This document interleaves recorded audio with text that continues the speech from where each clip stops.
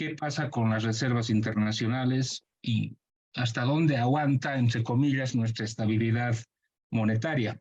¿Qué sabemos del actual estado de las reservas? ¿Qué implica la venta del oro, la compra del oro, que teóricamente debería haber ocurrido con la ley que se ha aprobado? ¿Qué sabemos de los dólares que están fuera del sistema financiero? Es un colchón que nos va a permitir seguir navegando en estas aguas turbulentas o en algún momento va a ser crisis. Para hablar de ese tema, hoy nos acompaña Antonio, tu micrófono, por favor, adelante. ¿Cómo están? No, muy cortito, era solo un comentario porque me pareció genial el slide que ponía Gabriel, donde decías lo que pueden hacer, ¿no es cierto? Ese era el título del slide, ¿no? Pero no es lo que deberían hacer. Es decir, mi punto es que lo que deberían hacer un gobierno serio tendría que empezar a reducir el gasto inmediatamente, empezar a reducir el subsidio progresivamente, etcétera. Eso es lo que se debería hacer porque esa es la fuente del problema. No tenemos ingreso de dólares, se nos cayó la bonanza, tenemos que reducir el gasto, tenemos que apretarnos el cinturón. Pero en todas tus opciones pones, y yo creo que acertadamente, que eso no está en el radar del gobierno, y lo que quieren es salvar las papas probablemente hasta llegar al 2025. Entonces todas esas soluciones son parches para poder zafar, ¿no es cierto? Roberto, ¿alguna complementación? Adelante, por favor. Gracias, gracias Pepe.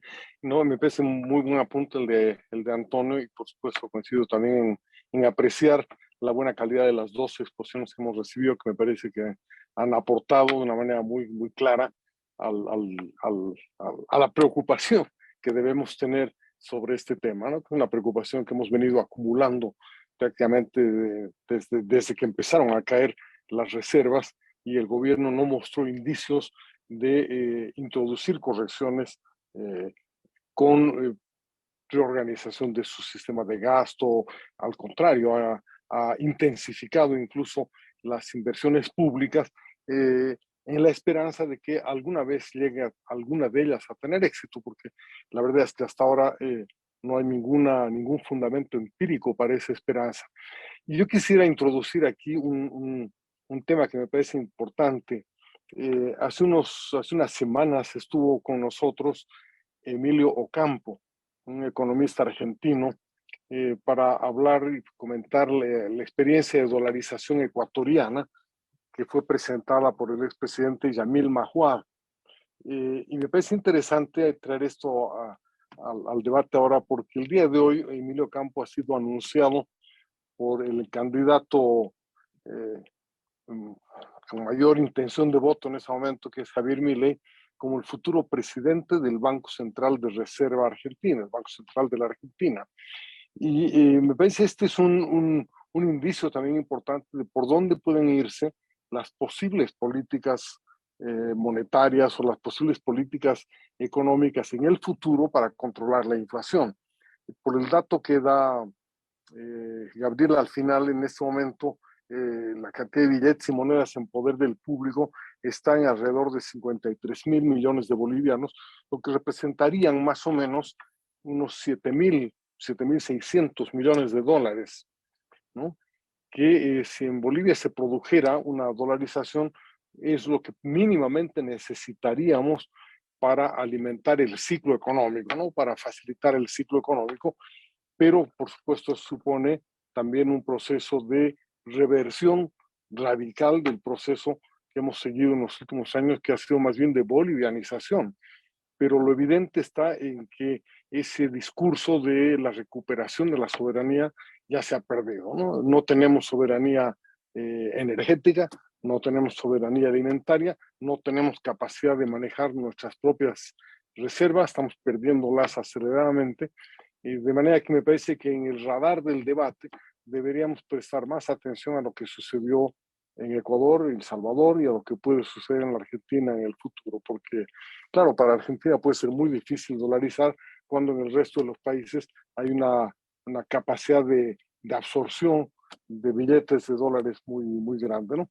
Ramiro, ¿algún comentario complementario sobre lo dicho sobre José Gabriel y los Antonio y Roberto? Adelante, por favor. Sí, dos temas. Uno que no hemos tocado es que el gobierno a inicios de, bueno, en el presupuesto de este año, ellos estimaban tener 4.000 millones de dólares de desembolsos. De esos 4.000, 2.000 iban a ser con emisión de bonos. Como ustedes saben, a raíz de toda esta situación, las calificaciones de riesgo de Bolivia han bajado sustancialmente y el precio del bono Bolivia hoy día, primero estaba a inicios de año alrededor de 80 centavos, es decir, por cada dólar de bono, tú podías comprar en 80 centavos ese bono. A raíz de toda la escasez de dólares, llegó a bajar por debajo de 50 centavos. Una vez que se publicó la ley del oro, hubo una cierta expectativa, mucha gente creyó que esto podría solucionar desde afuera también, y ese bono llegó a subir nuevamente a alrededor de 70. Pero con todos estos acontecimientos posteriores, nuevamente ha bajado y hoy está prácticamente en el borde de los 60. ¿Qué quiere decir esto? Que de afuera había un cierto optimismo quizás a principio de año, luego vino un gran pesimismo con las noticias, con la ley del oro y esto aparentemente estábamos mejorando, pero con este informe del oro y la situación actual, nuevamente la expectativa para de afuera, como nos están viendo a Bolivia, como un país muy riesgoso. ¿Eso qué quiere decir? Que una emisión de bonos de Bolivia en este momento, aunque esté autorizada por el presupuesto, es absolutamente inviable. Por otro lado, los préstamos que mencionaba Gabriel, y ya es muy difícil que el BID, el Banco Mundial, cuando un país está en esta situación, el Fondo Monetario normalmente lanza sus alertivos y es muy difícil que nos presten de libre disponibilidad, que es lo que necesita el gobierno.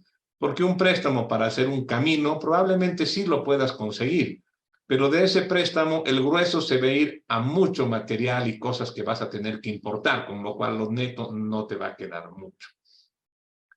Entonces, como decía Gabriel, si bien sí se puede ir pateando un poco la pelota, el tema de fondo y lo que da más tristeza es que si se hubiesen tomado medidas fiscales en el año 2014, 2015, 2016, cuando tenías 14.000 millones de reservas, cuando no tenías deuda, no tenías que hacer medidas traumáticas. Podías haberlo hecho esto muy, muy suave porque tenías con qué financiar. Hoy día, lamentablemente, no tienes. Una opción es ir al Fondo Monetario, pero te va a pedir medidas duras y creo que ideológicamente y políticamente al gobierno no lo va a hacer. Y lamentablemente hoy sí necesitas medidas mucho más duras. Y lo más triste de todo es que si se hubiesen hecho estas medidas, no tendríamos la deuda de 30.000, no tendríamos la caída de reservas de 14.000, con lo cual tendríamos más de 45.000 millones de dólares que podríamos haber hecho maravillas en el país. Y en lugar de eso es triste pensar que ese capital que es gigantesco, 45.000 millones de dólares, nos lo hemos gastado en la fiesta, en salarios, en gastos corrientes, en no tomar medidas, en subsidio de hidrocarburos, etcétera, etcétera. Y se ha perdido una gran oportunidad que ha tenido Bolivia con este boom. Ni siquiera hemos tenido la capacidad de explorar y tener reservas. Entonces, eso es lo que más tristeza da, que la oportunidad que ha perdido Bolivia en estos años ha sido impresionante y la cantidad de dinero que llegamos a ahorrar y que hoy día no tenemos y encima nos hemos prestado es tan grande que podíamos haber hecho una transformación fundamental del país y lamentablemente no lo hemos hecho. José Gabriel, ¿algún comentario? Tomando lo que dice Ramiro, efectivamente, parte de la programación fiscal financiera tomaba en cuenta estos 2.000 millones de dólares que llegaban por bonos soberanos. Eso es algo que también las autoridades no corrigen, ¿no? O sea, en el discurso se sigue hablando, por ejemplo, de una tasa de crecimiento que está vinculada a la capacidad de endeudamiento, a la capacidad de llegada de dólares, una tasa de inflación que de nuevo está vinculada también a la disponibilidad de divisas, es decir, una serie de variables macroeconómicas que hoy día evidentemente no se van a cumplir. Pero lo que está realmente preocupante detrás de eso es que, lo que les decía al principio, el gobierno tiene un problema de déficit fiscal dual en dólares y en bolivianos, dado que tiene restringido su llegada de dólares. lo que ha estado haciendo es recurrir al Banco Central. O sea, si uno mira los datos, hasta julio, la deuda con el Banco Central neta ha crecido en 8.000 millones de bolivianos. Es decir, como no estoy pudiendo colocar los bonos soberanos, que me iban a dar cerca de 14.000 o 15.000 millones de bolivianos de liquidez para gastar en el mercado interno, pues estoy recurriendo al Banco Central. No tengo dólares, no soluciono el problema de dólares, pero tengo liquidez para gastar en el mercado interno, obviamente generando mayores presiones sobre el tipo de cambio. Esto es algo que de lo que no se está hablando mucho y que a mí realmente me preocupa porque de nuevo se están achicando todos los márgenes. Y eso me lleva a la provocación de Roberto. A ver, yo la verdad que no me animaría hoy día a pensar en una dolarización para Bolivia todavía, porque hay un montón de condiciones distintas que tenemos respecto al resto de las economías y los momentos en los que se hicieron. Incluso en el caso argentino, todavía falta mucha agua que por debajo del puente. Sabemos que es muy probable que Milei gane, pero él recién va a asumir el 10 de diciembre. Hay una dolarización anunciada con la que él mismo ha ido reculando porque evidentemente las condiciones son dinámicas y la posibilidad de dolarizar rápido, que vendría a ser la solución política más viable, cada vez es más lejana, ¿no? En el caso boliviano a eso hay que sumarle algunas preocupaciones adicionales. Esta crisis energética nos hace demandantes de dólares. Ese es un problema adicional que tendremos que solucionar en el futuro si queremos mantener la estabilidad macro. Y eso obviamente se hace fomentando exportaciones. En un país dolarizado, para que las exportaciones sean competitivas, tienes que hacer reformas por el lado laboral sí o sí y por el lado fiscal también. Y por lo tanto, esto es una carga políticamente difícil de manejar en un corto plazo. Así que yo no sé si esa sería una solución viable. Probablemente sea una solución muy buena desde lo técnico, pero viéndolo desde un punto de vista de policy making, no sé si sería muy viable. En todo caso, no creo que estemos todavía en una situación de dolarización necesaria, pero en la medida que no se hagan las cosas que se tienen que hacer, y como ya todos sabemos, no me gasto ya ni siquiera en decir qué tienen que hacer porque todos lo sabemos y tampoco tengo ganas de seguir hablando al cohete, sabemos que no se va a hacer y eso es muy probablemente el problema siga creciendo. ¿Hasta dónde? No sabemos. Quizás lleguemos a un momento en el que sí tengamos que hablar de dolarización. Por ahora no, pero de aquí hasta que esto termine donde tenga que terminar puede pasar mucho. Gracias, José Gabriel. A ver, don Walter Guevara. Precisamente mi pregunta es en el tema que acaba de tocar José Gabriel, ¿no?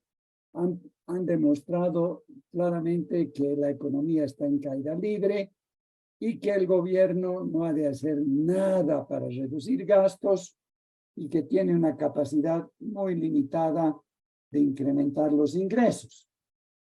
Entonces, José Gabriel nos ha dado una especie de adelanto de que tal vez esto podría tocar fondo, y mi pregunta se refiere a eso. ¿Qué significa tocar fondo? ¿Volver a la inflación tipo UDP o realmente pateando la pelota, pateando la lata hacia adelante, vamos a llegar a las elecciones y a un nuevo gobierno, que es el que va a heredar de repente la gran catástrofe, ¿no? Entonces, quisiera saber, porque en este momento no hay una sensación para nada comparable a lo que fue la UDP, ni siquiera en sus comienzos, ni qué decir en su espantoso final, ¿no? ¿Cuál es la predicción que se animen a hacer? Y desde luego nadie les va a cobrar si se equivocan. Armando, por favor. Y tratando de resumir un poco lo que ambos han dicho y de persistir el modelo del plurimultidespilfarro, el gobierno puede llegar a una situación en la cual simplemente tome por el mal menor, ¿no? Es decir, dejar a la población sin combustibles o dejar al sector privado sin dólares. ¿Es así? Y con el permiso de Ramiro, y porque la respuesta, Armando, está vinculada a la respuesta, Walter. Sí, yo creo que es muy probable. Lo que estamos viendo es un gobierno que defiende su economía. Ya hoy día en el país hay tres economías. La economía del gobierno, dos en realidad, la economía del gobierno y del sector privado. En el sector privado están las empresas y las familias. El gobierno ha demostrado que no está pendiente o preocupado del sector privado. De hecho, exitosamente ha privatizado las decisiones de política económica. Cada banco hace como puede para defender su liquidez en dólares, ¿no? Cada persona, cuando teníamos la cuarta o quinta ola de COVID, hacía como podía para aguantar. Luis Arce es un exitoso privatizador de la política pública y en este caso la está privatizando a costo del sector privado. Y en ese sentido, es muy probable que el gobierno, pues ante una imposibilidad de seguir y ante una imposibilidad de obtener nuevas divisas, y también ante este problema político que lo bloquea en el ámbito legislativo, tenga que tomar decisiones de menor costo. ¿Cuál es el menor costo? Es el de absorber las divisas del sector exportador. Lo que se transferirá a inflación y a mayores costos de producción, seguramente que tratará de mitigar con medidas en el mercado. Creo que la provisión de hidrocarburos sería lo último que el gobierno deje de pagar, porque ahí sí ya la cuestión se paraliza, ¿no?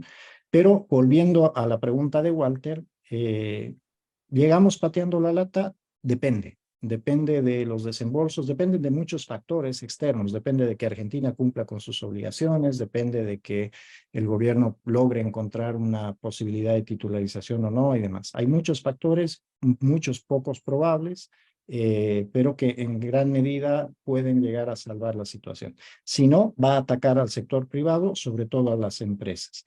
Y si eso no funcionara, yo creo que vamos a tener más que un problema de tipo de cambio, problemas de inflación y de desabastecimiento. En realidad ese es el momento, digamos, el gatillador de la problemática social, ya política social. No va a ser tanto el tipo de cambio, sino los costos crecientes y los desabastecimientos, que han estado mitigados. No he puesto nada en la presentación, pero sería muy bueno analizarlo, por una debilidad terrible en el mercado laboral. Los precios en el mercado no han subido, básicamente no porque no estén subiendo los costos, están subiendo. Lo que pasa es que yo no puedo transferírselos a las personas porque los salarios de las personas en términos nominales están 13% abajo de lo que teníamos antes de la pandemia, y si corrijo por inflación están 23% abajo de lo que teníamos antes de la pandemia. Entonces, un mercado totalmente débil. La gente está trabajando, pero trabaja más horas por menos ingreso, de que realmente el mercado está conteniendo estas presiones inflacionarias. Y esta comparación con la UDP, yo creo que los límites para que esto explote son mucho menores que la UDP, porque el país es distinto. En la UDP teníamos 60% de la población rural, 40% urbana. Ese 60% de la población producía sus alimentos o algunos de sus alimentos, y por lo tanto la inflación no le pegaba. Hoy día tienes 70% de la población en centros poblados. Si yo sumo los centros más o menos poblados, son cerca de 80% de la población que vive en algo que se podría calificar como ciudad y que no produce sus alimentos. Entonces, los límites de inflación, ojo, cuidado, no, en el caso boliviano, que además viene de 15, 16 años de inflación relativamente baja, no necesariamente tienen que llegar a cifras de 2 o 3 dígitos para que esto estalle. Yo te diría que con inflaciones del 10, 12% en alimentos, sostenidas por 1 o 2 semestres, esto ya se pone color hormiga. Ramiro, ¿algún comentario complementario? Perdón, yo diría dos cosas. Uno, hay una gran ventaja, los países nunca quiebran, ¿no? Siempre se van deteriorando, pero técnicamente no es como una empresa que cierra.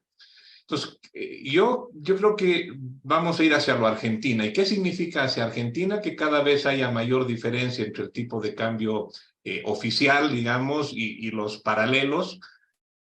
Dos, que la inflación también empiece a subir, empiece a haber alguna escasez de productos. Coincido con Gabriel que el tema combustibles va a ser la prioridad número 1 del gobierno, porque ahí sería un costo muy alto político. Por otro lado, el gobierno, si bien no está haciendo lo que debiera hacer de corte de gasto corriente, sí lo está haciendo con la inversión pública. Ya se han dado cuenta de que tanta emisión de dinero está empezando a repercutir en la inflación. Aunque yo no estoy convencido que el dato del INE sea real, siempre creo que los 2 mejores negocios que podemos hacer en Bolivia es comprar dólares en el Banco Central y venderlos en la calle, o comprar comida en el INE y venderla en el mercado. Son los 2 mejores negocios. pero ya les está empezando a preocupar la inflación y yo creo que van a empezar a restringir la inversión pública porque el gasto tiene un costo. Hay rumores de que van a hacer una rebaja salarial en el sector público, no para no despedir gente, hacer alguna especie de rebaja salarial. Van a empezar a hacer ese tipo de medidas y de llegar hasta el 2000, hasta la época de elecciones, se va a llegar, pero en una situación complicada, como Argentina lo ha hecho. Si ustedes se fijan, los 4 años del gobierno de Kirchner ha sido eso, y van a llegar a las elecciones, pero claro, con inflación, con tipos de cambio altos y con una serie de problemas que claramente les va a afectar políticamente. Y solo sobre el tema de la dolarización, en otra ocasión se puede hablar de la experiencia de Panamá, de El Salvador, que son más similares. La de Ecuador es un poco diferente, pero el tema número 1 para dolarizar es tener dólares.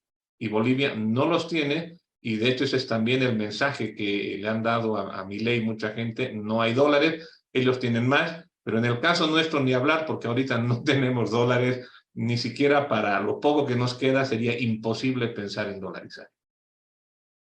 Gracias, Ramiro. Bueno, sin más, agradecemos a todos los que han participado el día de hoy. Realmente la exposición de José Gabriel y Ramiro han sido muy esclarecedoras.